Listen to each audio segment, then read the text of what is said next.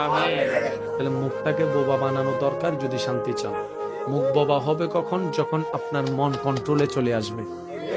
এবার এই মন ঘরটা অশান্তি, মানুষ অশান্তি, মানুষ অশান্তি, পৃথিবী অশান্তি, মন ঘর অশান্তি, মানুষ অশান্তি, মানুষ অশান্তি, পরিবার অশান্তি, মানুষ অশান্তি, সমাজ অশান্তি, মানুষ অশান্তি, রাষ্ট্র অশান্তি, মানুষ অশান্তি, দুনিয়া অশান্তি, মানুষ অশান্তি, সম্পর্ক অশান্তি, মানুষ অশান্তি, প্রিয় মানুষ অশান্তি। সবকিছুর অশান্তির মূল মানুষ, মানুষের অশান্তির মূল অন্তর।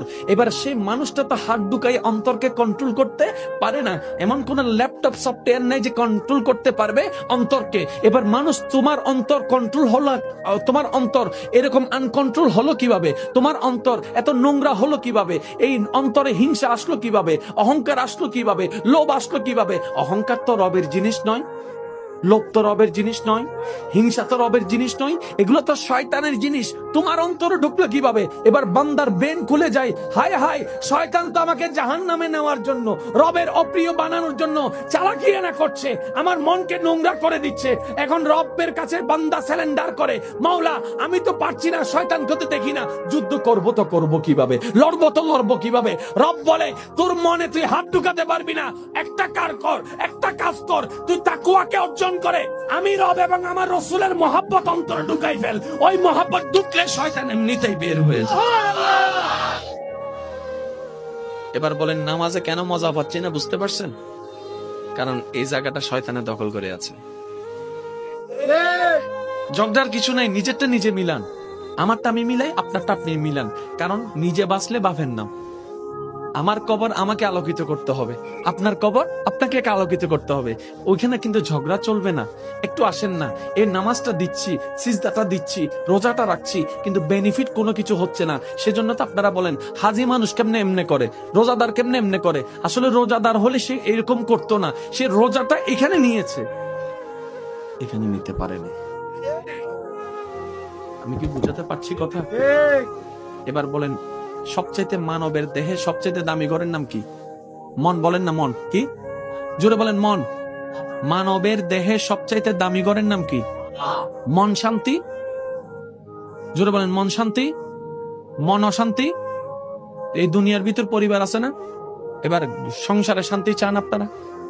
বলেন না, পরিবারে শান্তি চান, ভাই ভাইয়ের শান্তি চান, স্বামী স্ত্রী শান্তি চান, তাহলে মনটাকে শান্তি করতে হবে। এবার মনটাকে শান্তি কিভাবে করবেন? রব বলছেন আলা বিযিকরিল্লাহি তাতমাইন্নুল কুলুব। পুরা ইসলামটা হচ্ছে একটা গণিতের মতো, একটার সাথে একটা কানেকশন, একটার সাথে একটা কানেকশন। আর একটু জোরে বলেন না। সেই জন্য ইসলামকে বলা হয় কোড অফ লাইফ।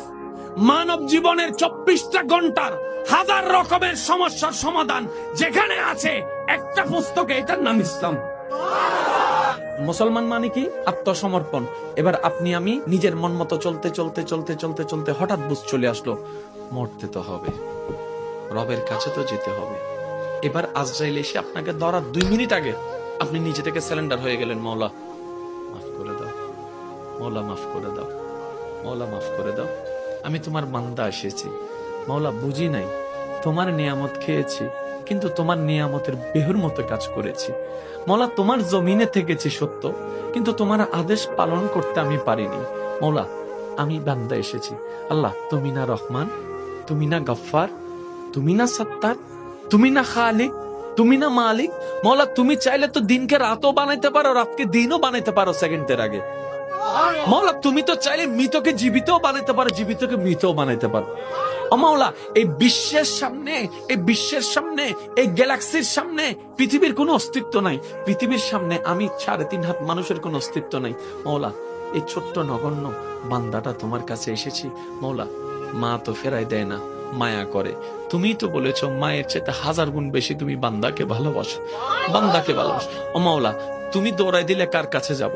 তুমি রহমত না করলে কে রহমত করবে? তুমি ফিরাই দিলে আমি কার কাছে যাব? ও মাওলা তুমি ছাড়া তো আমার কোনো উপায় নেই, তুমি ছাড়া তো আমার কোনো উপায় নেই। ও মাওলা এবার বান্দা চোখের পানি ফেলে ফেলে কান্না করতেই আছে। সে কান্নার আওয়াজটা দুনিয়ার জমিনে ডানাও যদি 1 হাত না যায় হতে পারে, কিন্তু সে আওয়াজটা রব পর্যন্ত পৌঁছায় যাচ্ছে, রব পর্যন্ত পৌঁছ পৌঁছায় যাচ্ছে, যে চোখের পানিটা চোখ থেকে জোরে জোরে গালের মধ্যে শুকাই যাচ্ছে, যাই নামাজে বিলীন হয়ে যাচ্ছে। না রে ভাই, না, এটা এতটুকু বিলীন হচ্ছে না, এটা রব্বে করিম হাদিসে পাকের ফরমান অনুযায়ী আশিকের সেই চোখের পানিকে ফেরেশতার মাধ্যমে আল্লাহ একটা বাটিতে সংরক্ষিত করে রাখে, যে বাটিটা জান্নাতের মধ্যে থাকবে, জান্নাতের মধ্যে থাকবে। এমন পানি আল্লাহ পাক নষ্ট হতে দেয় না। বান্দা চোখের পানি ফেলতেই আছে, মন থেকে আত্মসমর্পণ করতেই আছে। হঠাৎ রবের রহমত ডাক দিয়ে বলে, লা তাকনাতু মির রাহমাতিল্লাহ, এত টেনশন করছ কেন? আমি রব আছি না, আমি রব আছি। আশ্বস্ত। এবার জিব্রাইল ফেরেশতা বলে, মওলা, বুঝার জন্য বলছি, এবার ফেরেশতা বলে, মওলা, সে 80 বছরে তোমার কাছে আসে নাই, ঠেকাই পড়ে এসেছে। রব বলে, যেমনে হোক আমার কাছেই তো এসেছে। ফেরেশতা বলে, মওলা, সে অন্যায়ের উপর অন্যায় করেছে। রব বলে, আমার কাছেই তো মাপ চাচ্ছে। ফেরেশতা বলে, মওলা, এত অন্যায় করার পরও সাজা দিবা না? রব বলে, মা যদি 9-10 মাস পেটে রাখার কারণে এত মায়া করে, এত ভালোবাসে, আমি রব তো আমার বান্দাকে নিজের মায়া দিয়ে তৈরি করেছি। আমি চাই না আমার বান্দা জাহান্নামে যাক। তাই তো আমার বান্দা যদি মরণের আগেও ভুল বুঝে, আমি রব রহমতের দরজা খুলে দিলাম, ক্ষমা করতে আমি সর্বদা প্রস্তুত আছি। মনে রাখবেন, আমাদের রিজিক কমে যাচ্ছে কেন জানেন? আমরা তওবা করি না, আমরা দরুদ পড়ি না। সেজন্য এক কথায় বলি, নিজের পাই আমরা নিজেরাই। আমি কেন বলবো, আপনারা একটু বলেন, আমরা সবাই নিজের পাই নিজেই। দেখেন, সবকিছু দেনেওয়ালাকে। শেষ ভালো যার, সব ভালো তার, মাত্র 5 মিনিট। একটু আওয়াজ দিয়ে বলেন, সবকিছু দেনেওয়ালাকে। আমাদের যা চাওয়া দিতে পারবেন কে? তো আল্লাহ দিতে পারলো, আমাদেরকে দিচ্ছেন না কেন? তার মানে আমরা চাওয়ার মতো চাইতেও জানি না, নেওয়ার মতো। কিছু কথা বলবো, আপনারা শুনবেন। আজকে তাকে আমরা কি খুঁজবো বলেন না, আরো জোরে। আচ্ছা, এখানে যদি আল্লাহ যদি কাউকে বলে, এ যাই তোরে খুশি হয়ে জাহান্নাম দি, লইতে হন হন রাজি আছো?